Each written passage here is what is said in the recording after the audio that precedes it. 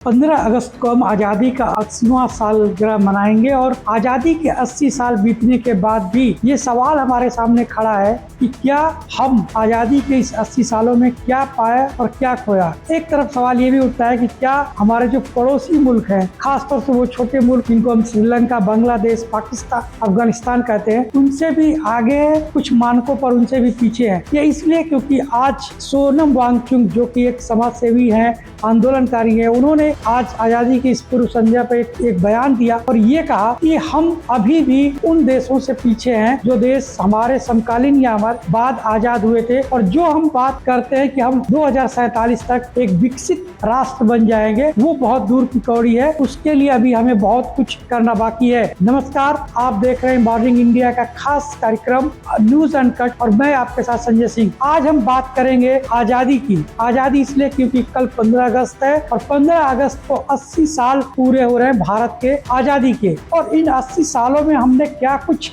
खोया और क्या कुछ पाया, इसलिए भी जरूरी हो जाता है इन चीजों का मूल्यांकन। क्योंकि जब हम अपने आजादी के समय पे लाल किला से जब प्रधानमंत्री स्पीच देते हैं, यानी देश को संबोधित करते हैं, तब ये पता चलता है कि उनकी स्पीच में जो कुछ भी बोला जाता है या जो कुछ योजनाएं होती हैं या देश के लिए जो कार्य होता है वो झलकता है। हमेशा इस बात को हमने देखा है कि जब भी प्रधानमंत्री लाल किले से बोलते हैं, उन बातों का बहुत ज्यादा महत्व होता है। उनकी स्पीच कितनी लंबी है, उसमें किन किन बातों का ध्यान रखा गया। खासतौर पे अगर आप देखें तो 2014 के बाद से जब प्रधानमंत्री नरेंद्र मोदी ने लाल किला पर आज़ादी पर अपनी स्पीच देना शुरू किया, तो कई ऐसे मुद्दे थे जिसको उन्होंने क्रांतिकारी बदलाव के रूप में लिया। खासतौर से सफाई की बात करें, स्वच्छता की बात करें, बेटी बचाओ बेटी पढ़ाओ की बात करें, या फिर सभी को घर की बात करते हैं, सूर्य ऊर्जा यानी सोलर एनर्जी, वैकल्पिक ऊर्जा की बात करते हैं। तो ये एक मूल्यांकन का समय भी है जब प्रधानमंत्री ये कहते हैं कि हम आज अमृत काल के समय में चल रहे हैं, यानी आजादी के उस अमृत काल में है जिसमें हम आने वाले समय में 100 साल पूरा करेंगे और 100 सालों के बीच हम एक विकसित राष्ट्र बन जाएंगे। ये कहने में जितना आसान लगता है, क्या वाकई में ये उतना आसान है, या फिर अभी भी हम कुछ बड़े मानकों पर उतने पीछे हैं कि कभी कभी सोच के ऐसा लगता नहीं कि 2047 तक हम एक विकसित राष्ट्र बन पाएंगे। लेकिन उसके साथ ही साथ बहुत सी सकारात्मक चीजें भी हमारे पास है जो ये दर्शाती है कि नहीं, हम 2047 तक एक विकसित राष्ट्र बनेंगे। इसकी क्षमता भारत में मौजूद है, क्योंकि हमारे पास पूरी दुनिया में सबसे ज्यादा युवा फोर्स जिसकी हम बात करें, जिनको आज हम जेन जी कहते हैं, वो है जिनकी आबादी लगभग 35 से 40 करोड़ के बीच है। अगर ये वर्क फोर्स सही दिशा में, सही डायरेक्शन में लगता है तो ये वर्कफोर्स हमें बहुत जल्द ही विकसित राष्ट्र बना सकता है। दूसरी बात, किन किन ऐसे मुद्दों पर है जो आजादी के समय से और अब तक हम संघर्ष करते आ रहे हैं। तो बहुत से ऐसे मुद्दे हैं जो आजादी के समय में 3 बेसिक चीजों को लेकर हमारे देश के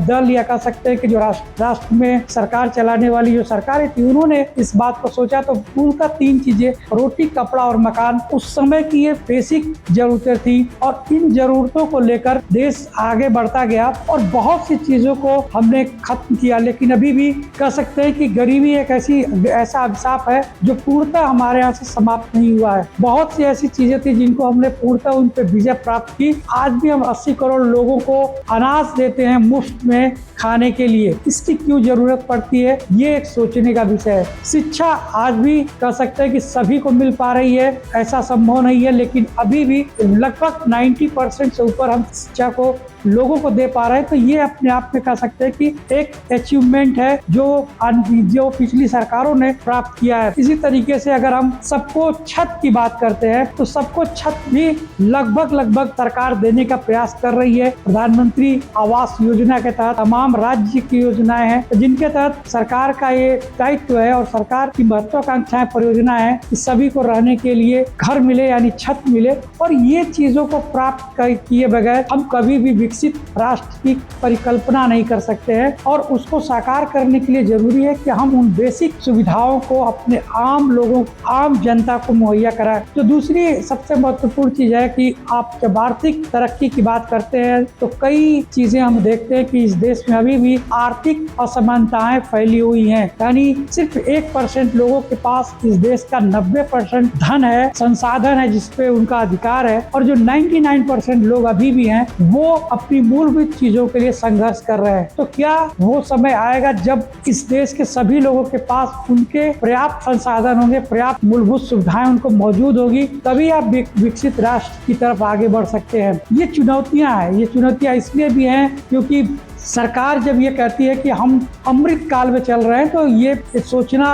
और वास्तविकता में देखने पर आपको एक बहुत बड़ा खाई यानी एक गैप दिखाई देगा कि जो सरकारी योजनाएं कागजों पर होती है वो वास्तविकता यानी वास्तविक धरातल पे आपको दिखाई नहीं देगी। भ्रष्टाचार का दिमक आज से 20 साल पहले जिस तरीके से था वो आज भी उसी तरीके से मौजूद है। अभी भी लोगों के घरों में एक चपरासी, एक आरटीओ के घरों से 200 करोड़ रुपए, 500 करोड़ रुपए निकलते हैं, और जब न्यायपालिका के उच्च शिखर पर बैठे हुए व्यक्ति के घरों से भी नोटों की गड्डियां निकलती हैं, तब ये लगने लगता है कि अभी भी हम उन चीजों से बहुत दूर हैं, बहुत पीछे हैं जहां हमें पहुंचना है। यानी जहां जीरो टॉलरेंस की जब बात हम किसी मुद्दे पर करते हैं तब ये आता है कि जीरो टॉलरेंस भ्रष्टाचार कब होगा, जब इस तरीके के शीर्ष पदों पर बैठे हुए लोग अगर भ्रष्टाचार में लिप्त पाए जाएंगे तो हम छोटे कर्मचारी, छोटे अधिकारियों से किस तरीके से आशा या अपेक्षा करेंगे कि वो इन भ्रष्टाचारों में लिप्त नहीं होंगे। तो जरूरी है कि अगर आप छोटी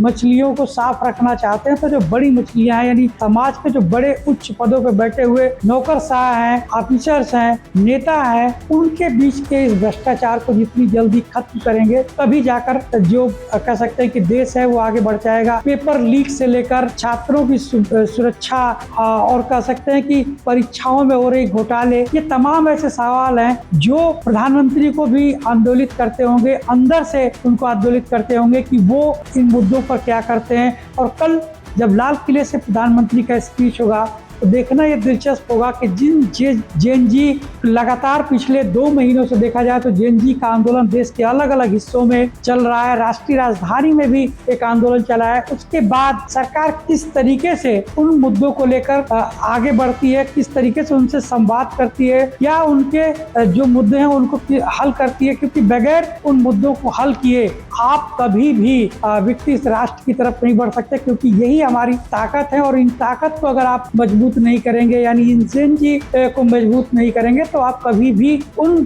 सपनों को साकार नहीं कर सकते हैं जो सपने लगातार पिछले 80 सालों से ये देश देखता आ रहा है। और ये देश इस बात का इंतजार कर रहा है कि आने वाले समय में यानी 2047 तक हम एक विकसित राष्ट्र किस तरीके से बने। तो ये चुनौतियां हैं, इन चुनौतियों से देश किस तरीके से पार पाएगा, जो देश के चलाने वाले लोग हैं यानी जो सरकार है, जो सिस्टम है, वो किस तरीके से इन चुनौतियों से निपटेगा। ये कई बड़े सवाल हैं जो आने वाले वक्त में हमें और ज्यादा कह सकते हैं कि इस बात को चिंतित करते हैं कि किस तरीके से हम इन मुद्दों को हल करेंगे, सरकार इस मुद्दों को कैसे हल करती है, किस तरीके से युवाओं के, महिलाओं को और तमाम उन लोगों के बीच एक समन्वय बनाती है जो आने वाले भविष्य में हमारे साथी हैं, हमारे हथियार हैं और जिनसे लड़के आप एक विकसित राष्ट्र बनेंगे। ये चुनौतियां हैं सरकार के लिए भी, देश के उन हर एक नागरिक के लिए जो इस देश में पैदा हुआ है और इस देश को एक श्रेष्ठ भारत बनना देखना चाहता है। तो ये सभी मुद्दों को लेकर आने वाले समय में किस तरीके से